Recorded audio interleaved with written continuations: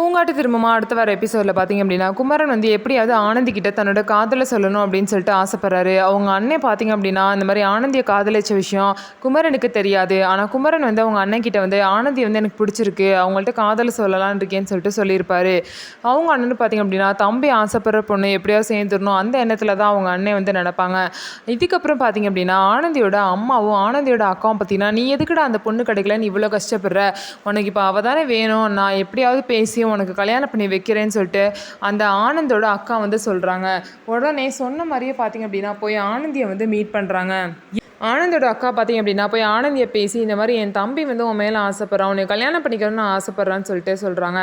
நான் தான் ஏற்கனவே அவர்கிட்ட சொல்லிட்டேனே, திரும்ப திரும்ப ஏன் இதை பற்றி பேசுகிறீங்க, எனக்கு கல்யாணத்துலேயே இஷ்டம் இல்லை, இந்த மாதிரி பேசிட்டு என்கிட்ட வராதிங்கன்னு சொல்கிறாங்க. என்னடி ஓவராக பேசுகிற அப்படின்னு சொல்லிட்டு அவங்க அக்கா மரியாதை இல்லாமல் பேசுனாங்க.